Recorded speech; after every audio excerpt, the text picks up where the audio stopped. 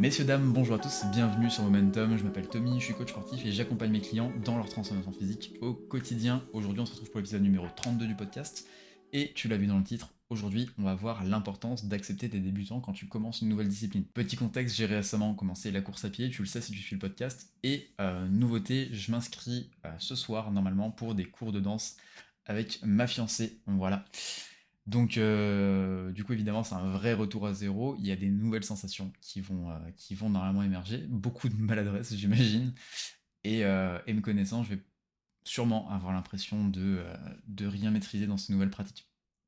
Donc du coup, tu l'auras compris, l'objectif de cet épisode, ça va être de t'aider à accepter ce passage qui va être complètement inconfortable pour toi, et surtout, il va être nécessaire à ta progression. Bon, généralement, ce qui dérange quand tu commences une nouvelle pratique, dans le fait d'être débutant, c'est de sortir de ta zone de confort. Souvent, tu vas pas comprendre les tenants et aboutissants de la pratique, et surtout les codes, les bons gestes et les bons repères. Tu vas être complètement perdu, et ça, c'est complètement normal. Pour prendre mon exemple perso, concrètement, quand j'ai commencé la course à pied il y a quelques mois, j'étais incapable de gérer mon allure. Quand je partais de chez moi, je partais à une allure du genre de, je sais pas, 6-20 au kilomètre si ça te parle un petit peu, et après je m'écroulais pour essayer de tenir une allure qui était convenable, mais du coup je faisais des pics super hauts, des pics super bas, et donc du coup j'avais aucune constance dans ma course qui me permettait de tenir 20-30 minutes en me défonçant les chevilles. Concrètement, je m'entraîne depuis une dizaine d'années en musculation, et donc du coup là-dedans j'ai un petit peu plus d'expérience, donc j'étais celui qui savait, qui connaissait un petit peu son corps, et là je redeviens celui qui galère. Donc concrètement je peux dire que ça pique carrément l'ego. Et là on a un nouveau problème qui arrive, ça va être la danse. Je sais que je vais être raide, que je vais être mal coordonné, que je vais être stressé à l'idée de montrer des performances en groupe, parce que j'aime pas du tout, de manière générale, les sports de groupe, sûrement par rapport au regard des autres. Et du coup, je m'apprête à ressentir cette problématique de gêne, de doute et de peur du regard des autres, comme je te le disais juste avant. Il y a plusieurs choses qui peuvent te permettre d'essayer de passer outre.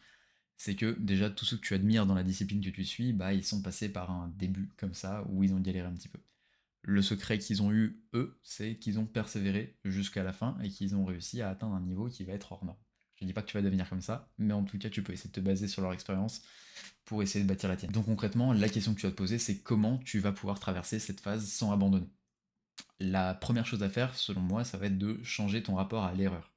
C'est-à-dire que chaque maladresse, va falloir que tu la vois comme un feedback, comme une opportunité de t'améliorer et pas simplement comme un échec et te dire que t'es mauvais parce que t'arrives pas à faire la chose. Évidemment, quand tu commences à mettre le doigt sur un point qui est un petit peu négatif, tu peux réussir à le changer parce que tu as identifié le problème.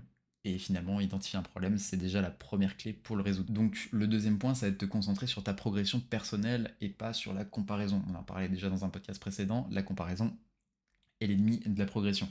En tout cas, dans trois quarts des cas. Par exemple, je peux te parler du fait que moi, je note mes temps de course, mais par contre, je rate pas ceux des voisins, parce que bah, j'essaie de mesurer mon évolution, pas les siennes, et du coup aussi également, j'essaie pas de concourir pour essayer d'avoir une quelconque valeur supplémentaire. L'autre problématique que tu vas rencontrer, c'est que généralement, tu vas avoir peur du jugement des autres, du regard des autres, qui peut être un petit peu, des fois, un petit peu oppressant finalement, enfin en tout cas, de ton point de vue, mais il faut bien que tu comprennes aussi que les gens, ils vont respecter ce courage que tu as de te lancer et de commencer une nouvelle activité.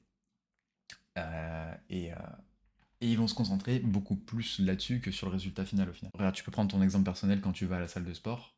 Quand tu vois des débutants qui rentrent dans la salle, j'espère en tout cas que tu es le premier à te dire qu'ils sont courageux d'aller à la salle et non pas que c'est des moins que rien qui sont un petit peu ridicules quand ils vont à la salle de sport. Le quatrième point, ça va être de rendre la pratique ludique.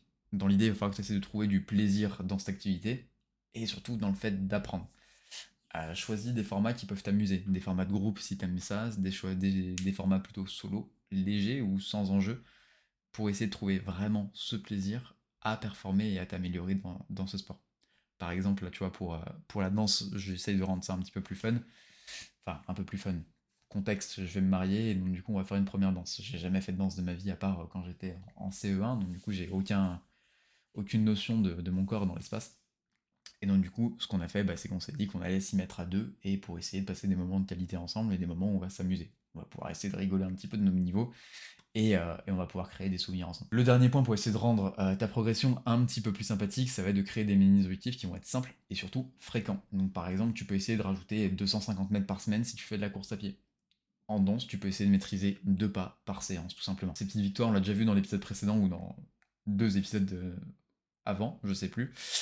Elles vont entretenir ta motivation, elles vont surtout te montrer que tu es en train d'avancer. Essaye de noter ta progression et tu vas voir que tu vas réussir à plus apprécier le process. Faut bien comprendre aussi que quand tu te lances dans une nouvelle activité, il faut qu'il y ait un pourquoi derrière. Moi, j'ai essayé de réfléchir un petit peu à la question et je vais t'expliquer ce que ça m'apporte déjà d'apporter ce type de nouvelles pratiques au quotidien. Premièrement, je redécouvre le plaisir d'apprendre.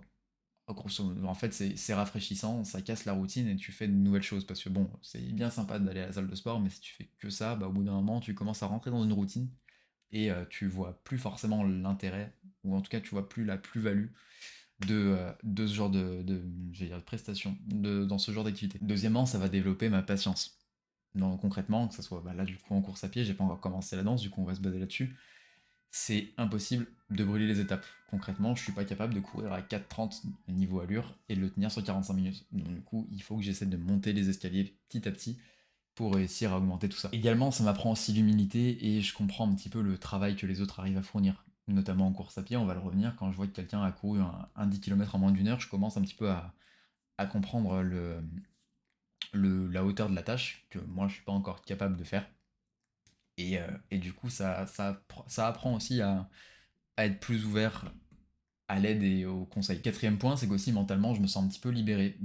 En termes de course, j'ai plus besoin et plus envie d'être bon. J'ai juste envie d'être un petit peu meilleur, d'être présent et persévérant.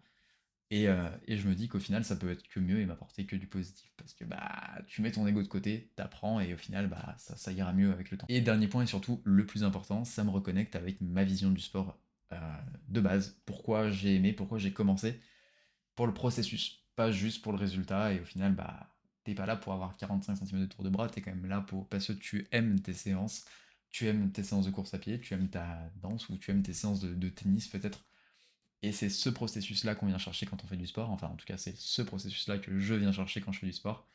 De l'apprentissage, de l'amélioration et des nouveautés quoi. Pour conclure cet épisode, être débutant c'est inconfortable mais par contre ça va être la porte d'entrée vers le progrès. Si tu restes accroché à ton image actuelle, t'es juste en train de te couper de ta future version. Donc concrètement, accepte d'être nul aujourd'hui et essaie de t'améliorer pour être meilleur demain. Si cet épisode t'a aidé, tu peux l'envoyer à ton pote qui galère à venir à la salle avec toi et qui refuse de s'inscrire depuis des mois. Abonne-toi, note le podcast et laisse-moi un petit commentaire, ça m'aide énormément pour le référencement. Et surtout, qui dit septembre dit ouverture des places de coaching. Donc du coup, j'ouvre des places de coaching en distanciel et en présentiel si t'es intéressé.